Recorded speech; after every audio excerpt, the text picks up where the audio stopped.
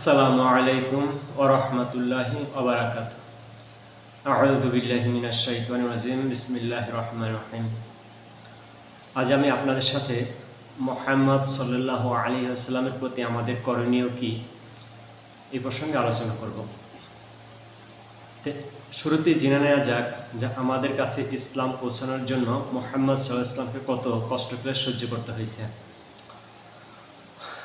আমাদের পূর্বপুরুষদের কাছে মুহাম্মদ সাল্লাল্লাহু আলাইহি ওয়াসাল্লাম যখন ইসলাম পেশ করছিলেন তখন তার সত্যবাদী দেওয়া আমানতদারিত্বের উপর ভিত্তি করে কিছু সংখ্যক লোক সহজে ইসলাম গ্রহণ করছেন, আর কিছু সংখ্যক লোক তারা বুঝে হোক বা না বুঝে হোক মুহাম্মদ সাল্লাল্লাহু আলাইহি ওয়াসাল্লামকে কষ্ট দিছে, তার বিরোধিতা করছেন। কখনো এমন হয়েছে যে মুহাম্মদ সাল্লাল্লাহু আলাইহি ওয়াসাল্লামের মুখের উপরে মুশরিকরা থুতু মারছে, আর কেহ ওই থুতুর উপরে বালু মারছে। কখনো এমনও হয়েছে যে কেউ গলায় রশি লাগাইয়া টান লাগাইয়া তাকে মাটিতে শোয়াই ফেলে তারপর টানা হেঁচড়া করছে। তো এভাবে দিনের অর্ধেকটা দিন গড়াইয়ে গেছে। সর্বশেষ দিনের শেষে মুহাম্মদ সাল্লাল্লাহু আলাইহি ওয়াসাল্লামের সর্বকনিষ্ঠ কন্যা হযরত ফাতেমা রাদিয়াল্লাহু তাআলা আনহা এসে বাবার মুখমণ্ডল ধুয়ে মুছে ঘরে নিয়ে গেলেন। কখনো এমনও হলো যে মুহাম্মদ সাল্লাল্লাহু আলাইহি ওয়াসাল্লাম বাইতুল্লাহর সামনে নামাজ আদায় করতেছেন, তো সিজদারত অবস্থায় মুশরিকরা মৃত উটের নাড়ি ভুঁড়ি এনে মুহাম্মদ সাল্লাল্লাহু আলাইহি ওয়াসাল্লামের মাথার উপরে চাপাই দিছে। তো সিজদারত মুহাম্মদ সাল্লাল্লাহু আলাইহি ওয়াসাল্লাম ভারী উটের নাড়ি ভুঁড়ি থেকে নিজের মাথাও সরাই নিতে পারতেছিল না, আবার দুর্গন্ধে অতিষ্ঠ, শ্বাস প্রশ্বাস নেওয়াই কঠিন। তেমত অবস্থায় হেদায়েতপ্রাপ্ত সাহাবায়ে কেরাম তাদের হস্তক্ষেপে মুহাম্মদ সাল্লাল্লাহু আলাইহি ওয়াসাল্লাম সেদিনকে নিস্তার পান। তো কখনো মুহাম্মদ সাল্লাল্লাহু আলাইহি ওয়াসাল্লাম বদদোয়া করেননি, বরঞ্চ উম্মতের ইসলাম প্রচারের স্বার্থে বা উম্মত ইসলাম গ্রহণ করবে এই স্বার্থে মুহাম্মদ সাল্লাল্লাহু আলাইহি ওয়াসাল্লাম এগুলো সব মুখ বুজে সহ্য করে নিয়েছেন। হ্যাঁ, তবে ক্ষেত্র বিশেষের বিচার চাইছেন, সেটা ভিন্ন কথা। কিন্তু মুহাম্মদ সাল্লাল্লাহু আলাইহি ওয়াসাল্লাম ঢালাওভাবে কোনো কমের উপরে অভিশাপ দেননি। কখনো মুহাম্মদ সাল্লাল্লাহু আলাইহি ওয়াসাল্লামকে বয়কট করা হয়েছে তার পরিবার পরিজন সহ। এমনিভাবে মিনার ঘাটিতে মুহাম্মদ সাল্লাল্লাহু আলাইহি ওয়াসাল্লাম তার পরিবার পরিজন সহ 3 বছর মিনার ঘাটিতে বন্দী ছিলেন। এই অবস্থায় না কোনো খাদ্য না কোনো পানীয় ছিল। ক্ষুধার যাতনায় তারা দিনরাত চিৎকার করত। ক্ষুধার কষ্টে বাবলা গাছের কাঁটাযুক্ত পাতা যেগুলো পুটে খায় সেগুলো তারা খাইত, আর এগুলো খাইতে যাইয়া তাদের দাঁতের মাড়ি ছিঁড়া রক্ত পড়ত। তো এরকম দুর্বিষহ অবস্থায় সেখানে তারা 3টা বছর অতিবাহিত করলেন। এরপরে মুহাম্মদ সাল্লাল্লাহু আলাইহি ওয়াসাল্লাম বুক ভরা আশা নিয়ে তায়েফে গেলেন যে হয়তো আত্মীয়তার খাতিরে তারা সেখানে ইসলাম কবুল করবে, কিন্তু সেখানেও মুহাম্মদ সাল্লাল্লাহু আলাইহি ওয়াসাল্লাম নৈরাশ হয়ে গেলেন। তারা তো ইসলাম গ্রহণ করলই না, বরং মুহাম্মদ সাল্লাল্লাহু আলাইহি ওয়াসাল্লামকে নানাভাবে কষ্ট দিল। তায়েফের দুষ্ট ছেলেদেরকে মুহাম্মদ সাল্লাল্লাহু আলাইহি ওয়াসাল্লামের পিছনে লাগাই দেওয়া হলো যাতে তারা মুহাম্মদ সাল্লাল্লাহু আলাইহি ওয়াসাল্লামকে বিরক্ত করে এবং কষ্ট দেয়। তারা মুহাম্মদ সাল্লাল্লাহু আলাইহি ওয়াসাল্লামকে পাথর মারিয়া জখম করলো, আর মুহাম্মদ সাল্লাল্লাহু আলাইহি ওয়াসাল্লাম রক্তাক্ত হইয়া রক্তক্ষরণ হইয়া মুহাম্মদ সাল্লাল্লাহু আলাইহি ওয়াসাল্লাম জ্ঞান হারাইলেন। জ্ঞান ফেরার পরে মুহাম্মদ সাল্লাল্লাহু আলাইহি ওয়াসাল্লাম তাদের বিরুদ্ধে কোনো বদদোয়া করলেন না। মুহাম্মদ সাল্লাল্লাহু আলাইহি ওয়াসাল্লাম এই আশাই পোষণ করলেন যে হয়তো তারা ইসলাম গ্রহণ না করলেও তাদের পরবর্তী বংশধররা ইসলাম গ্রহণ করবে। এভাবে মুহাম্মদ সাল্লাল্লাহু আলাইহি ওয়াসাল্লাম যখন উহুদে গেলেন সেখানে পাথরের আঘাতে তার দন্ত মোবারক শহীদ হলো, অর্থাৎ ভেঙে গেল। তরবারির আঘাতে তার মাথায় লোহার আংটা ঢুকে গেল, যে মুহাম্মদ সাল্লাল্লাহু আলাইহি ওয়াসাল্লাম এই আঘাতে তিনি বেহুশ হয়ে পড়লেন। যখন তার জ্ঞান ফিরল তখনও তিনি আফসোস করলেন উম্মতের প্রতি, হতাশা হলেন যে যে উম্মত তার পয়গম্বরের সাথে এরকম আচরণ করে তাদের ভালো হবে কিভাবে, অর্থাৎ কীভাবে তাদেরকে ভালো করা যায়। তো তখনও মুহাম্মদ সাল্লাল্লাহু আলাইহি ওয়াসাল্লাম তাদের প্রতি কোনো বরদোয়া দিলেন না, বরঞ্চ সেটা আক্ষেপ প্রকাশ করলেন যে কীভাবে তাদের হেদায়েত হবে। কখনো এমনও হয়েছে যে মুহাম্মদ সাল্লাল্লাহু আলাইহি ওয়াসাল্লাম ক্ষুধার কষ্টে পেটে পাথর বেঁধেছিলেন। তার কারণ তার অভ্যাস ছিল তিনি তার সাথীদেরকে অভুক্ত রেখে তিনি খানা খাইতেন না। তিনি খানা খেতেন সবার শেষে, সব সাথীরা খাওয়ার পরে যদি থাকতো তাহলে সেটা খাইতেন, এটাই তার অভ্যাস ছিল। তো খন্দকের যুদ্ধের সময় মুহাম্মদ সাল্লাল্লাহু আলাইহি ওয়াসাল্লামের পেটে 2টা পাথর বাঁধা ছিল, আর এই অবস্থায় তিনি খন্দক খনন কার্য অর্থাৎ পাথর কেটে খন্দক নির্মাণের জন্য তিনি একজন শ্রমিক ছিলেন। মুহাম্মদ সাল্লাল্লাহু আলাইহি ওয়াসাল্লামের অভ্যাস ছিল এমন যে তিনি কখনো যুদ্ধের ময়দানে সাথীদেরকে রেখা তিনি আলাদা হইতেন না, বরঞ্চ তার সাথীরা যদি কখনো তার থেকে বিচ্ছিন্ন হইতো যুদ্ধের তীব্রতার কারণে আলাদা হয়ে যেত, তো মুহাম্মদ সাল্লাল্লাহু আলাইহি ওয়াসাল্লাম আবার সাথীদেরকে এই কথা বলতেন, যেমন হুনাইনের সময় বলছিলেন যে আমি মুহাম্মদ আল্লাহ তাআলার সত্য রাসূল, আমি যুদ্ধের ময়দানে আছি, কাজে তোমরা যুদ্ধের মাঠ ছেড়ো না। তো এটা মুহাম্মদ সাল্লাল্লাহু আলাইহি ওয়াসাল্লামের অভ্যাস ছিল, তিনি কখনো সাথীদেরকে ছাইরা দূরে কোথাও থাকতেন না। তো এটা মুহাম্মদ সাল্লাল্লাহু আলাইহি ওয়াসাল্লামের অভ্যাস ছিল। মুহাম্মদ সাল্লাল্লাহু আলাইহি ওয়াসাল্লাম উম্মতের ব্যথায় এতটাই ব্যথিত ছিল যে আল্লাহ রাব্বুল আলামিন বলেন, আপনি কি চিন্তায় চিন্তায় নিজের জীবনটা পর্যন্ত দিয়ে দেবেন নাকি? একদা মা আয়েশা রাদিয়াল্লাহু তাআলা আনহা বলেন যে ইয়া রাসূলুল্লাহ, আপনি আমার জন্য দোয়া করুন। তো মুহাম্মদ সাল্লাল্লাহু আলাইহি ওয়াসাল্লাম তার জন্য দোয়া করলেন, ইয়া আল্লাহ, আপনি আয়েশার সামনে পিছনের জানা অজানা সমস্ত গুনাহ মাফ করে দিন। তো মা আয়েশা রাদিয়াল্লাহু তাআলা আনহা এত খুশি হলেন যে হাসতে হাসতে তার মাথা কোলের সাথে লেগে যেতে লাগলো। তো মুহাম্মদ সাল্লাল্লাহু আলাইহি ওয়াসাল্লাম জিজ্ঞাসা করলেন, আয়েশা এত খুশি কেন? মা আয়েশা রাদিয়াল্লাহু তাআলা আনহা বলেন, আমি কেন খুশি হব না, আপনার দোয়া তো কবুল। তো মুহাম্মদ সাল্লাল্লাহু আলাইহি ওয়াসাল্লাম বলেন, এই দোয়া তো আমি প্রত্যাহ আমার উম্মতের জন্য করি। এই জন্য মুহাম্মদ সাল্লাল্লাহু আলাইহি ওয়াসাল্লাম উম্মতের ব্যথায় অত্যন্ত ব্যথিত ছিলেন। মা আয়েশা রাদিয়াল্লাহু তাআলা আনহা বলেন যে কোন এক রাত্রে মুহাম্মদ সাল্লাল্লাহু আলাইহি ওয়াসাল্লাম আমাকে বলেন যে আমাকে ছাড়ো, আমি আমার রবের ইবাদত করব।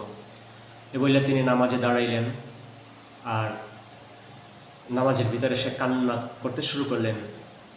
এমনইভাবে তিনি কান্না করতেছিলেন যে তার বুকের ভিতর থেকে ফুটন্ত ডেকসির যে গড় গড় আওয়াজ হয়, এরকম আওয়াজ তার বুকের ভিতর থেকে আসতেছিল।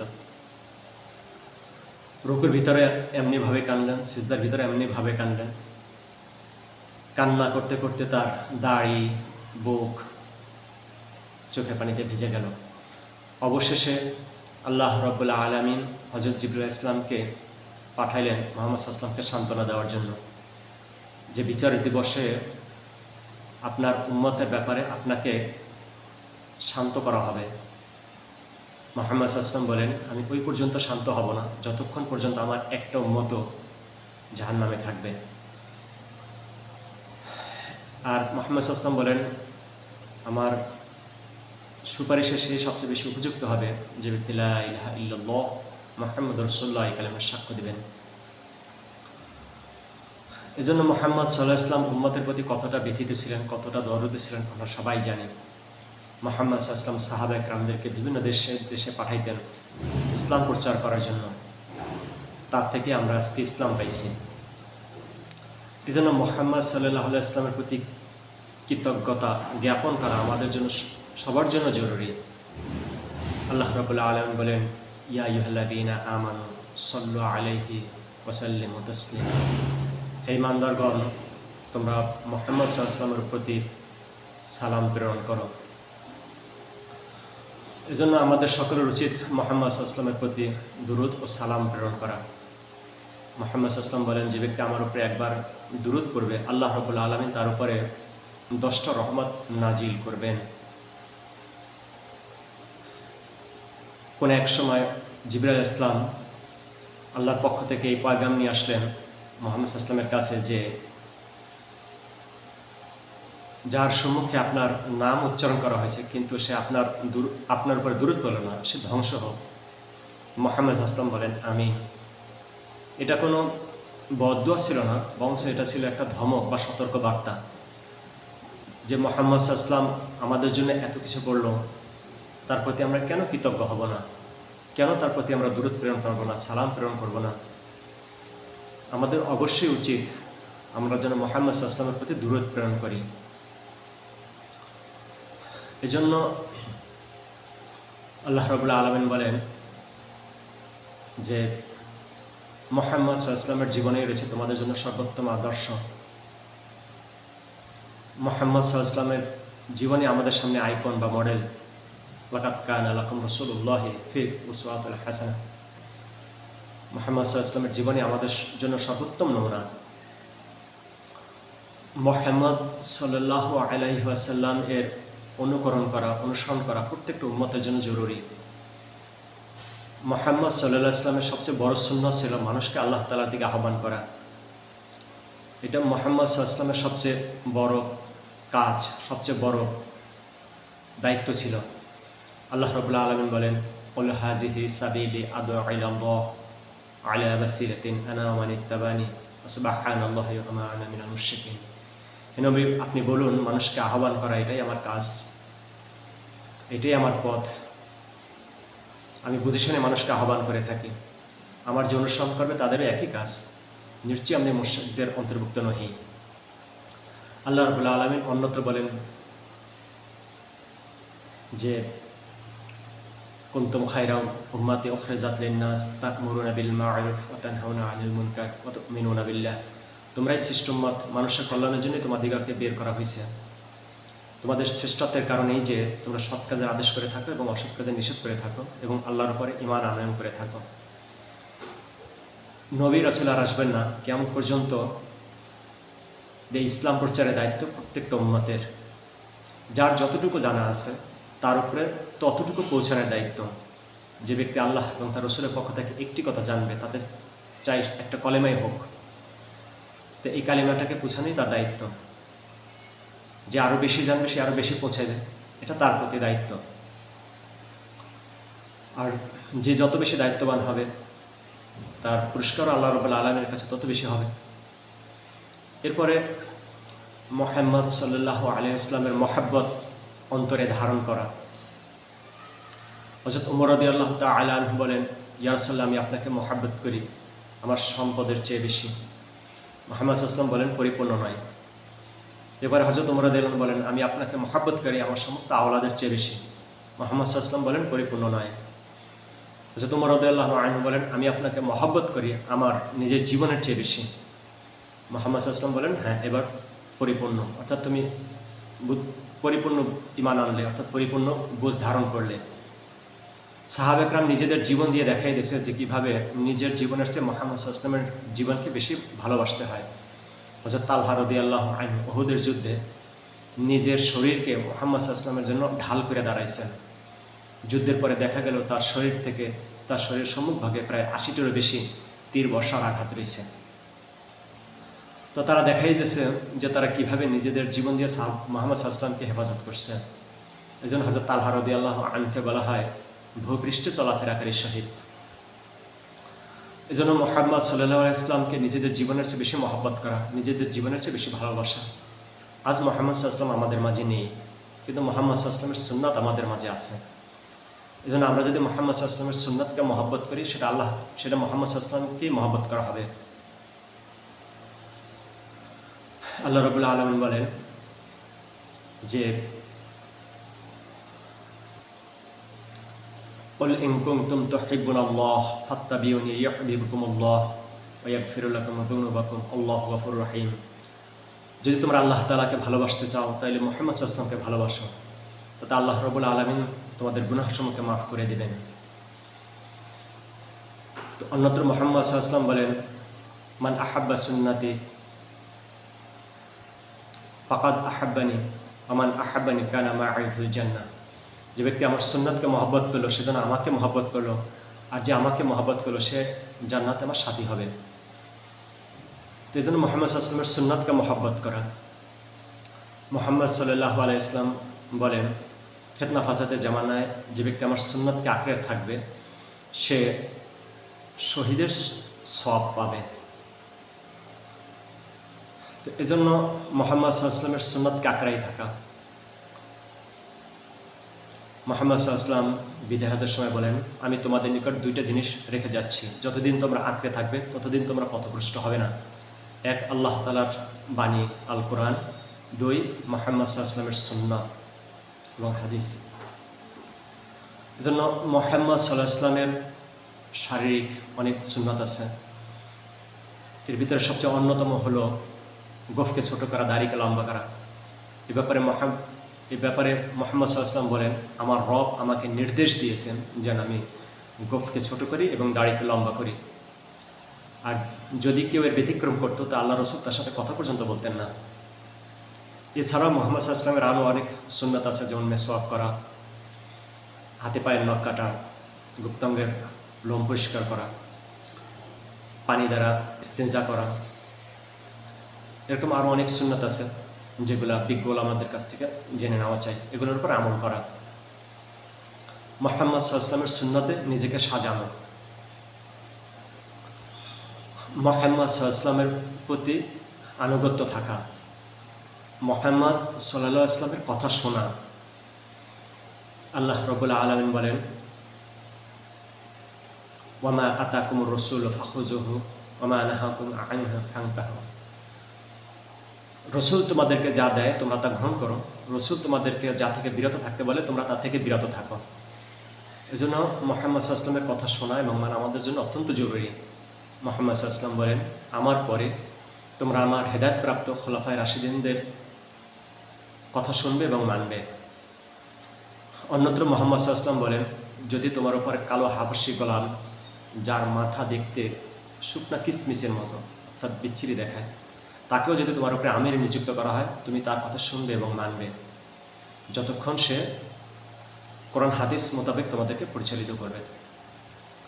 এজন্য যে ব্যক্তি মুহাম্মদ সাল্লাল্লাহু আলাইহি ইসলামের আমিরকে মানলো সে যেন মুহাম্মদ সাল্লাল্লাহু আলাইহি ইসলামকে মানলো, আর যে ব্যক্তি মুহাম্মদ সাল্লাল্লাহু আলাইহি ইসলামকে মানলো সে যেন আল্লাহ তাআলাকে মানলো। এজন্য মুহাম্মদ সাল্লাল্লাহু আলাইহি ইসলামের আমিরকে মানা, এভাবে আল্লাহ রাব্বুল আলামিন আমাদেরকে রহম করবেন, আল্লাহ রাব্বুল আলামিন আমাদের গুনাহসমূহকে মাফ করবেন। তো সর্বোপরি মুহাম্মদ সাল্লাল্লাহু আলাইহি ইসলামের উপরে দরুদ পড়া আমাদের জন্য অত্যন্ত অপরিহার্য। মুহাম্মদ সাল্লাল্লাহু আলাইহি ইসলামের কথা শোনা আমাদের জন্য অত্যন্ত অপরিহার্য। মুহাম্মদ সাল্লাল্লাহু আলাইহি ইসলামের সুন্নত অনুযায়ী চলা আমাদের জন্য অত্যন্ত অপরিহার্য। মুহাম্মদ সাল্লাল্লাহু আলাইহি ইসলামের হাদিস আমাদের জীবনে প্রত্যেকটা ক্ষেত্রে বাস্তবায়ন করা, এটা আমাদের জন্য অত্যন্ত অপরিহার্য। আল্লাহ রাব্বুল আলামিন যাতে আমাদের সবাইকে কোরআন এবং হাদিস, মুহাম্মদ সাল্লাল্লাহু আলাইহি ইসলামের সুন্নাহ এগুলোর উপরে আমল করার তৌফিক দান করুন, আমিন বিরহমাতিকা ইয়া আরহামার রাহিমিন। ইয়া আল্লাহ, বিগত দিনে যে সমস্ত মুহাম্মদ সাল্লাল্লাহু আলাইহি ইসলামের সুন্নাত নষ্ট করছি, এজন্য আমি আপনার নিকট ক্ষমা প্রার্থনা করছি। ইয়া আল্লাহ, আপনি আমাকে মাফ করে দিন। ইয়া আল্লাহ, আমি তওবা করলাম, মুহাম্মদ সাল্লাল্লাহু আলাইহি ইসলামের কোনো সুন্নাত, মুহাম্মদ সাল্লাল্লাহু আলাইহি ইসলামের কোনো হাদিস আমি ছাড়ব না। ইয়া আল্লাহ, আপনি আমার তওবাকে কবুল করে নিন। ইয়া আল্লাহ, আমি যেন সমস্ত গুনাহ থেকে বেঁচে থাকতে পারি, আল্লাহ আপনি সেই তৌফিক দান করুন।